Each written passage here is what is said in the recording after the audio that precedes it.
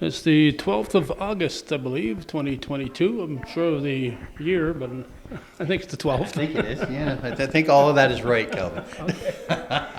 And we're at the Mooers Free Library, not to be Yes. confused with the one, that library that charges you, is it? This Yeah, is the free no, one. this is the free one. Okay. And we're at Paul and Betty Vogan Memorial Building? Yes, yes. We had some substantial donations from the Vogan family, and that allowed us to make that naming choice. And it's a very, very apt naming choice because, of course, Paul was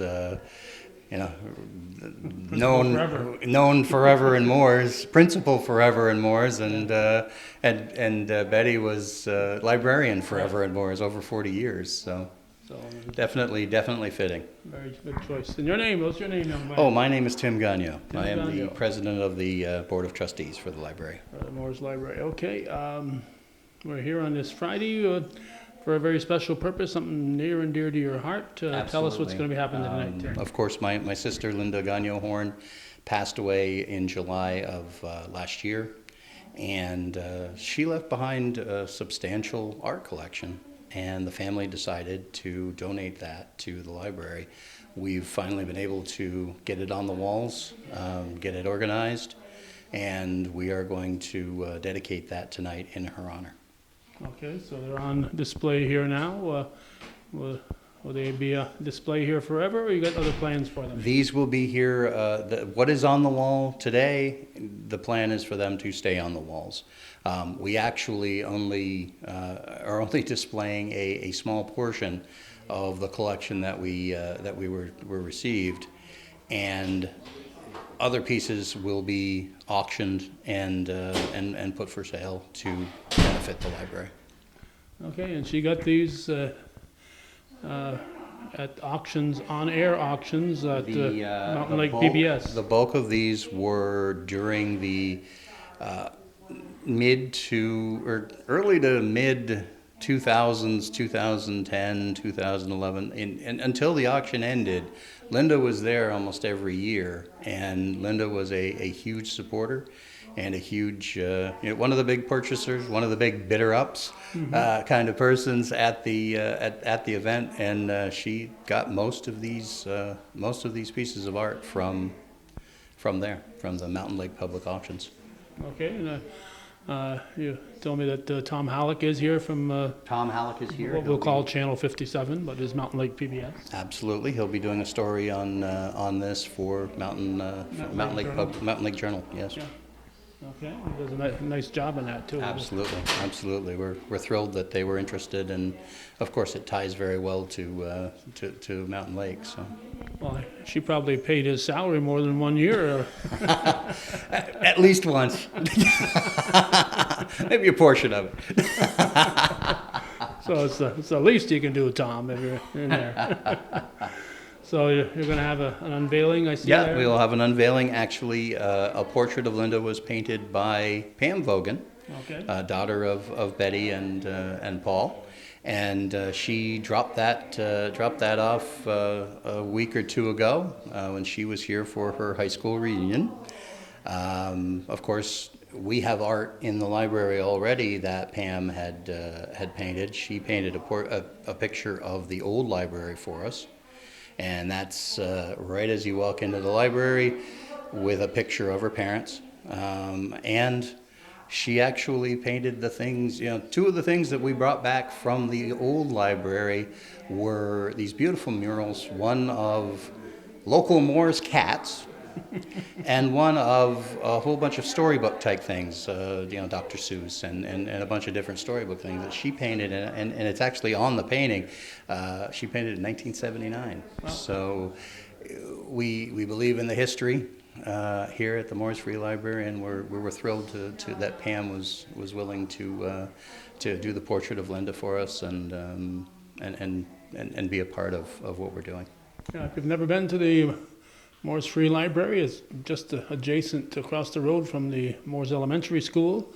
If you're coming down Route 22, just take the Hemingford Road and then take your next right, and there you are. There are signs on Route 11 that point to the library, so it's pretty easy to find. But 25 School Street, We are, we're thrilled at the location. We've been here now since November of 2017, and it's been grows. Of course, we were a little closed up during the pandemic, but now we're opening up and we're having programs with Senior Planet and other things, and it's just growing. We're seeing so many people coming through the library. And do you have regular hours, Tim? we have regular hours. If you ask me to come up with them right at this moment, I probably can't. Go to our website, www.mooerslibrary.org.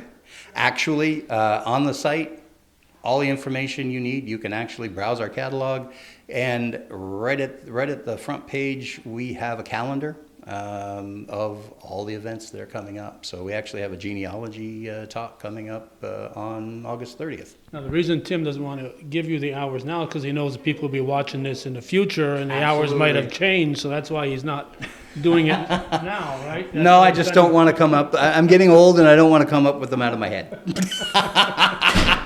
Okay, do you have a Facebook page too? We do. It's Mooers Free Library on the Facebook page as well. So. All right. Anything else I should ask you, Tim, before we go inside? I think that's about it. We could talk more later if you like. All right. Thank you, Tim Gonyo. We're heading inside here at the Mooers Free Library.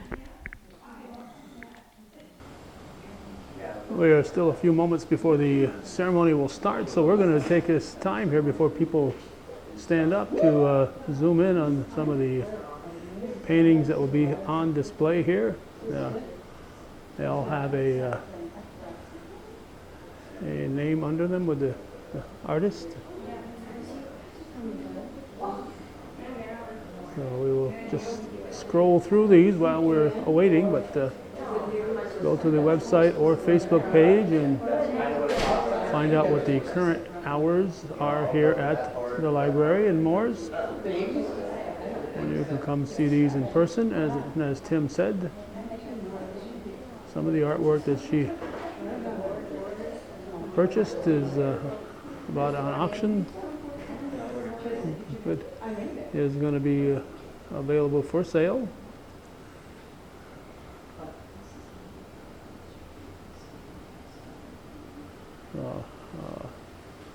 A wide variety of subjects and topics. These are the kind right here that I find most appealing as an old farm boy.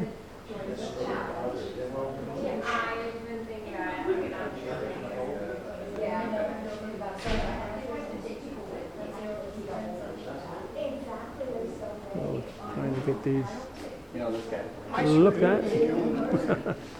And Mr. Halleck has walked into the room, so we'll have to defer to him because he's the he's the highest ranking camera person in the room. I don't know if I mentioned you, Calvin. Everything that's on the wall will stay here. And then we have others that will be for sale. Other batch that we didn't choose for the walls that are going to be auctioned off. Okay.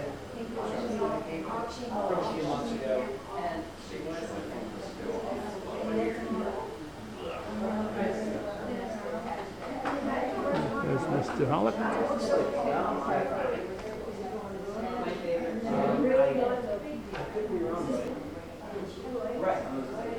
Mr. Halleck has gone through, got the position he wanted. I want to make sure he's able to get the view he is comfortable with.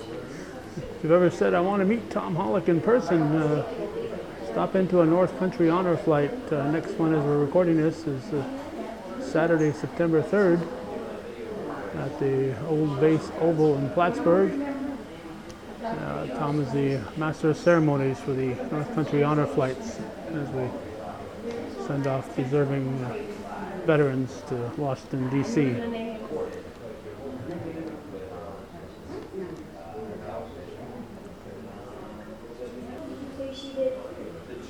And there's one that Linda herself painted. So she was more than just an art buyer. She was an artiste besides that.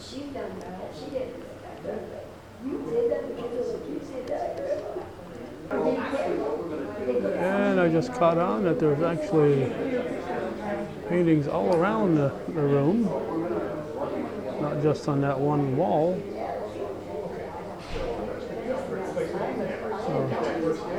So there's one that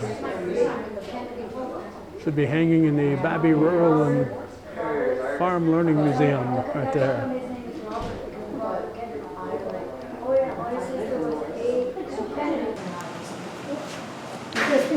I'd like to welcome everyone here tonight on behalf of the board of the Mooers Free Library and our board members. We have Art Menard, treasurer.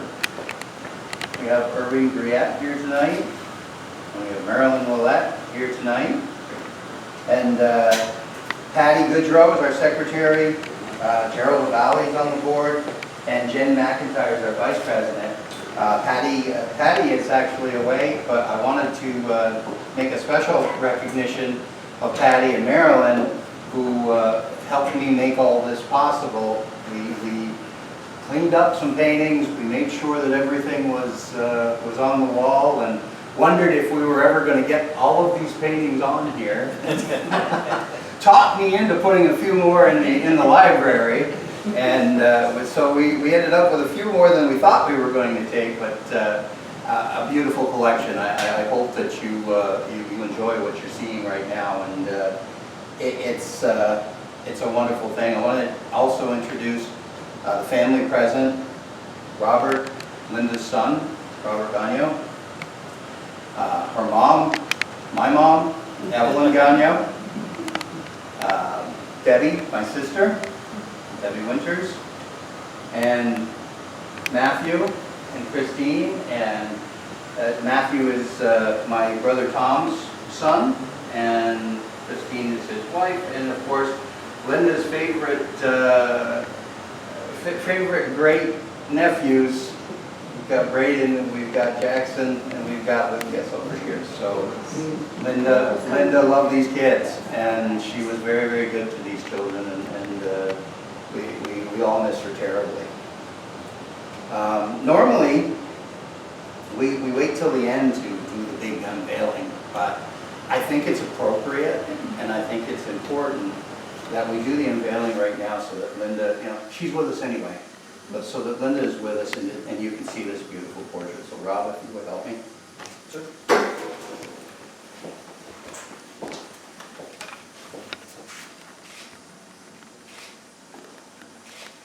The portrait was painted by Pamela Vogan Lynch, who the name might be familiar, but she is the daughter of Betty Vogan, who was the librarian here for 40 years in the old building.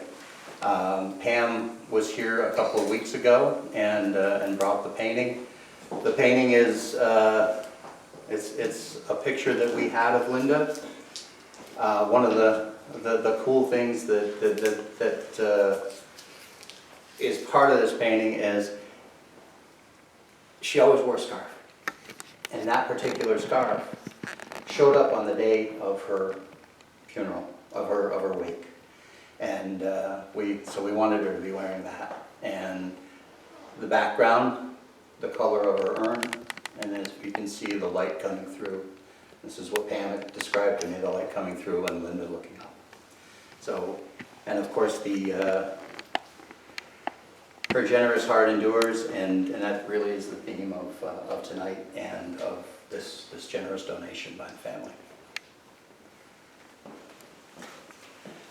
So I'm going to ask Rob to come up now and talk to you about his mom. I'm going to start doing the whole crying thing at some point, so hopefully I'll just keep working through it. Thank you everybody for coming. And the painting is, Tim showed me a photograph in advance, but it's certainly much different seeing it live. Beautiful stuff, so thank you, Ms. Vogan Lynch. I'm pretty sure that everyone that is here. You probably all knew Linda. And everyone that knew my mom knew that she was, I guess the best way to say it is like if you were hawking something, anything, you knew to put my mom on your to-call list. It might be cynical to say she was an easy mark, though maybe not entirely unfair. But I'd prefer to say, though, that she was a softie. You were selling Girl Scout cookies, you were selling Boy Scout popcorn, you had 50-50 raffle tickets, or your chances on a gift basket. You know, I'm pretty sure one year she won not one, but 2 full trees at Christmas time that ended up in various family members' homes. Whatever you were doing, whatever you were selling, you knew to ask Linda Gonyo Horne. And the reason for that was because you knew that she was going to support you because it was going to charity. She was never shy about spending money if it was going to help a cause that she supported. And, you know, she obviously liked the goodies as well. She didn't say no to the Christmas trees, but they were really just a bonus. So I wasn't entirely surprised when she started going to the Mountain Lake PBS art auction. It was something she supported, public television, and she believed in it. And it was always fun for me as a kid when she'd be answering phones on remember the telephones? We used to have them broadcast live. Yes, my mom's answering the telephone. So, you know, it made sense that she's supporting this, but I was surprised at just kind of how into it she got. She went every year, and she and Mike would always come away with quite a haul. Aunt Deb was just saying they took her car once because it was bigger. It's artwork, people. Like, so my mom always encouraged me to follow my passions and my interest in the arts, and she always gave me all the support possible that she could to play music, to make theater, and I still do those things today. But I was never into art, like visual art. Like there's no shade there. It's just this wasn't my milieu. This wasn't what I did. So while I wasn't entirely surprised, I didn't think she was into art either. So it was a little bit weird, and I didn't totally get this art auction fascination. But it makes more sense when you combine it with what I said earlier about the context of supporting causes that she believes in. It's like I said, she always supported me in the things that I wanted to make and learn and do. Mom bought me the trumpet that I still play. She paid for the guitar I learned to play on. Most of the plays and books on theater making that line my shelves were all gifts from my mother. Heck, she sent money to support my theater company to make weird indie theater in New York, 300 miles away from where she could see it. So she was always going to be a supporter of the arts, and that was a godsend for me because making art is, I don't know if you guys are aware of this, it's not a lucrative career path. I think most of us who spend inordinate amounts of time making art, though, art of any kind, we don't do it for money. Because if you're just doing it for money, the good stuff does not get done. If the library were here just to make money, it wouldn't be a library, it would be a bookstore. And rather than a place where anyone could essentially access the whole of human knowledge just by asking Norma, or asking Stacy, or asking Lisa.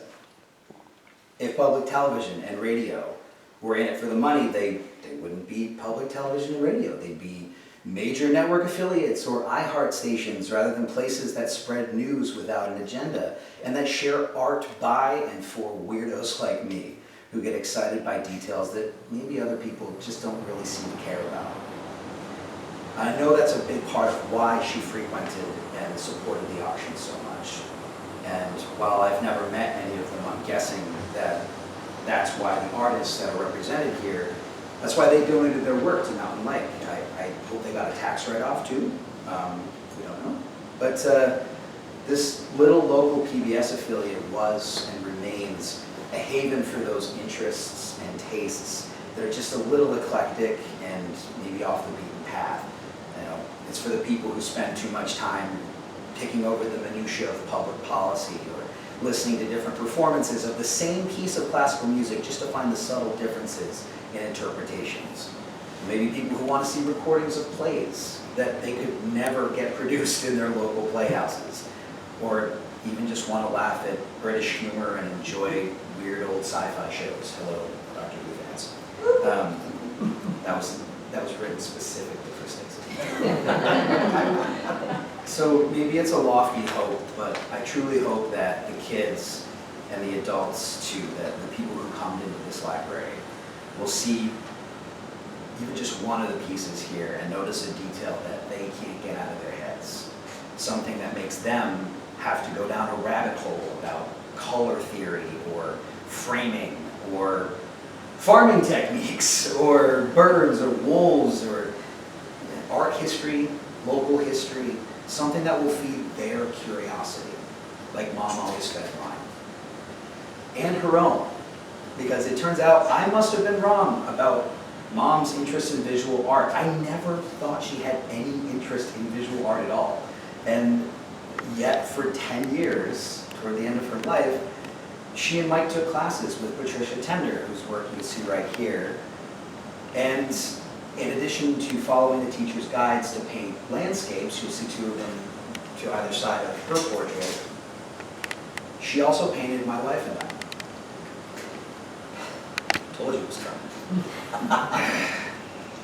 Outside of ridiculously wealthy and self-involved tycoons, I'm going to bet I'm one of very few lucky people in the world who has a portrait of themselves hanging in their home.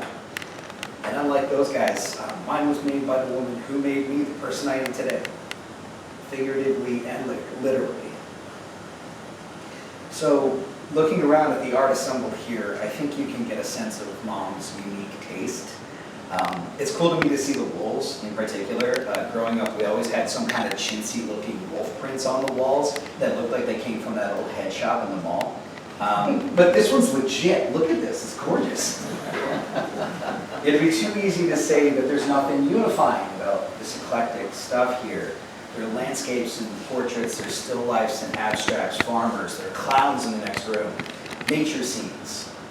I'm no curator, or even, as I noted, have much of an eye for visual art. But there are two distinct unifiers here. One is that all the artists, well, I should say by and large, I can't say for certain, but by and large, all of these artists are from here. They're from this area of the world. Some from Quebec, New York, Vermont, but all from where we are. And the other unifier is Mom, supporting what she believes in. Artists like her son who are trying to make things that might excite the minds of others, the way their brains were tickled by art that they themselves received. Supporting institutions like PBS that spread art and ideas that deserve attention even when it's not necessarily the best way to make a buck. And public services like the Mooers Free Library that give everyone the chance to connect with the world beyond while showing love and pride of their own talent. So, thank you all so much for being here. I hope you get a chance to enjoy the art. Big thanks to my Uncle Tim for making all of this happen, and thank you to the Mooers Free Library for hosting the work here. Thank you for all you do.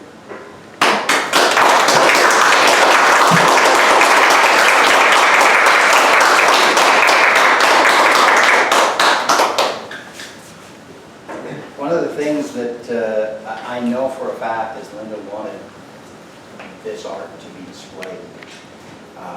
We actually talked about it once or twice. When I had an office, that maybe some of my art could go in the office or something like that. I never really had a lot of wall space. But when she passed, I was talking with Mike, and I do want to say I spoke with Michael Horne this morning, her husband, and he's thrilled about this.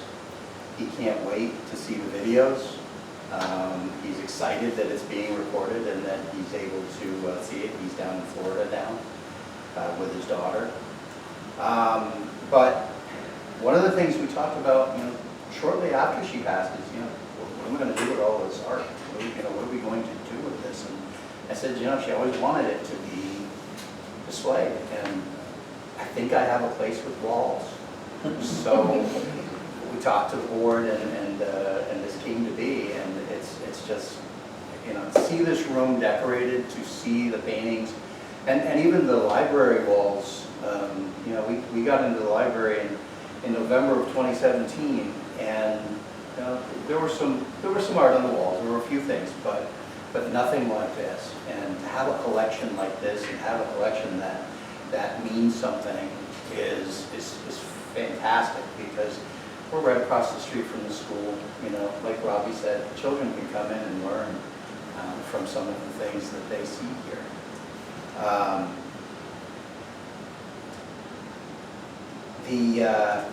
I wanted to talk about a little bit about some of the art and some of the artists because there's some fascinating artists here.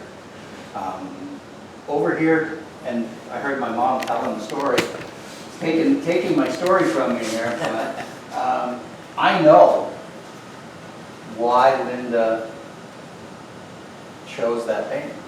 I can tell. I look here and I see my father, maybe not driving horses, I don't know if he ever did, but maybe not driving horses, but definitely driving a tractor and wearing blue or green overalls with a white t-shirt and a cap. And the man almost looks like Arnold Gonyo. He looks like my father, and I know that's what Linda saw when she saw this painting. This painting is called La Union fait de la force, Together in Strength, and it's by Christian de Rey. It's my father, I can see it. And of course, you know, we took this wall and we did a farming thing because Mooers is a farming town, always was. Back here, we look at animals and wildlife because we live in a beautiful, beautiful part of the country where animals and wildlife are a big part of where we are, and we see them every day. I see red-winged blackbirds outside my door, my window every day, and I try to take pictures of them. Raccoons, Tim. Robbie was talking about that beautiful wolf painting.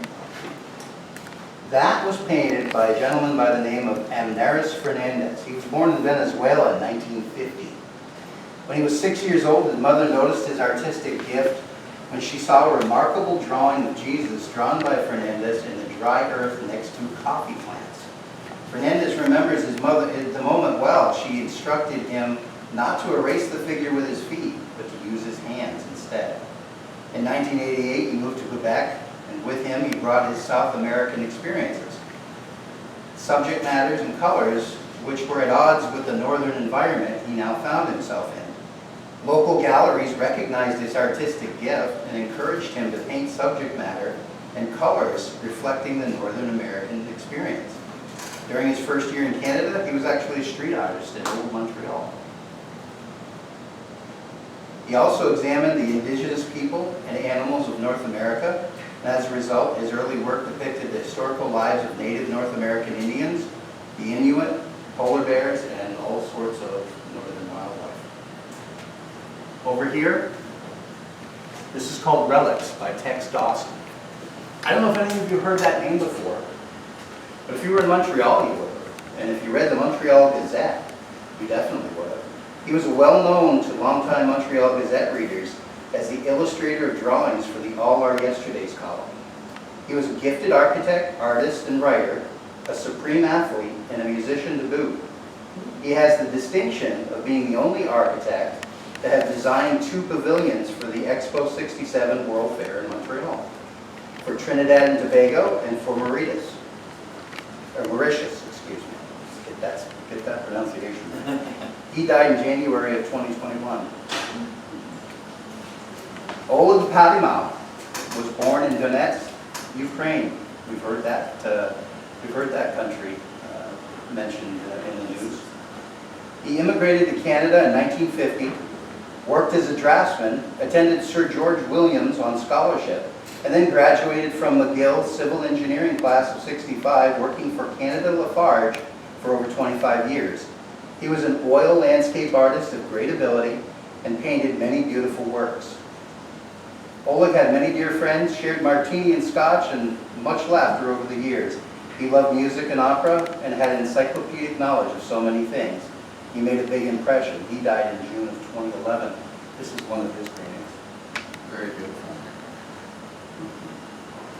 Loretta Fasson, her painting is actually in the library, is a Canadian artist painting in oils.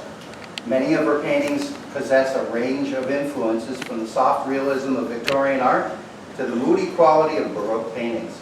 Fasson's paintings are often described as imaginative or magical realism, with a combination of realism, pattern, and whimsy. The female figures are at times mysterious, humorous, or serene, using intense or subtle colors, textured in gold leaf patterns in the costumes. There is an iconic aspect to some of the women, however, it is softened by their expressions. Though most of the paintings are carefully planned, facade allows for spontaneity and the intangible element of surprise.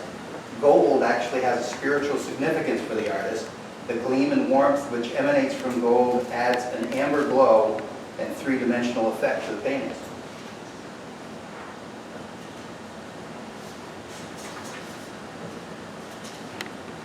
I'm getting out of order. Barbara, Salon, and Fox, there's actually two paintings.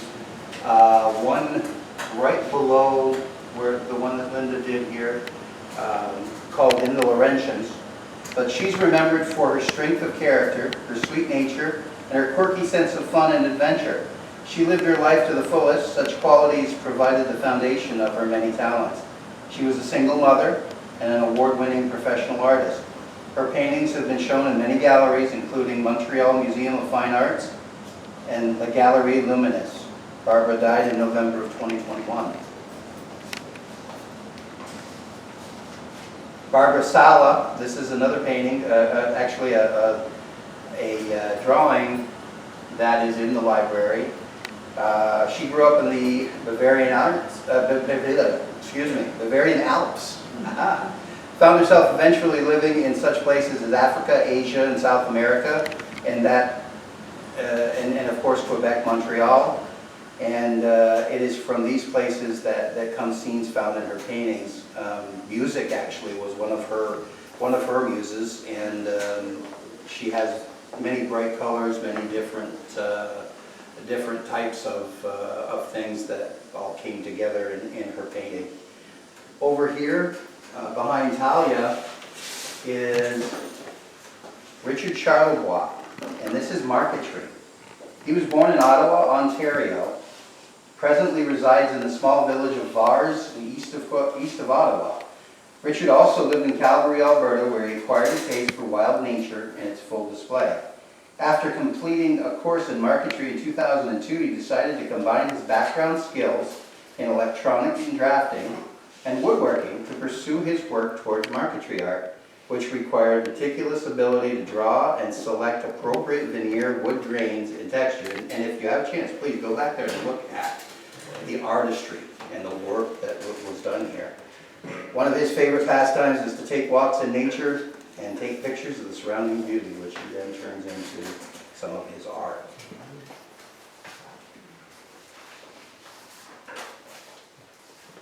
And that's everybody I'm going to talk about on that. But there is, stories and stories and stories of the artists of what there is here. Just a beautiful collection. And the interesting thing is that this is only a part of the collection that Linda had. And in sometime this week, Steve Martin from Martin & Sons will be coming in to choose some paintings, and he will be holding an auction in November. At least 20 of our paintings will be involved in that auction, and we will be looking at other ways to auction off some of the others. There's probably another 50 to 55 paintings that were not chosen for the display here, but are just as beautiful, just as different, just as eclectic, and they will be available for auction coming up, and we will have that information on our website and on our Facebook, and we will make sure that folks know when that is coming up. So in closing, I thank you all for being here tonight. This is a really special night for our family, and we are again thrilled for the library, for the community to have such a wonderful installation right here in Mooers. Thank you.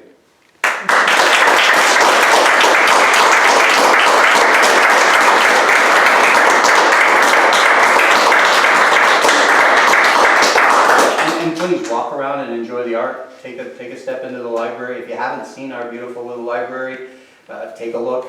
and take a look at the paintings on the wall. Each of the paintings have a little blurb, at least telling you, what the medium is, what the name of the painting is, and the artist, as far as we know, for as much as we know of. A couple of them we weren't quite sure, but for the most part we have them, and of course where they came from. So there's also some beautiful art in the other room by Pam Logan Lynch, who did the portrait, and she painted a beautiful picture of our library that came before, and she actually painted some beautiful murals that came from the old library. So definitely take a look at the art in the library. It's fantastic.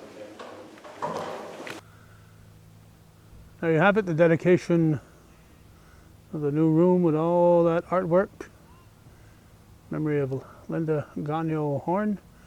It's in the Paul and Elizabeth Logan Memorial Building, otherwise known as the Mooers Free Library, which is, as we said, right across the road from the Mooers Elementary School on School Street in Mooers. So a nice job by the Gonyo family and the Mooers Library Committee.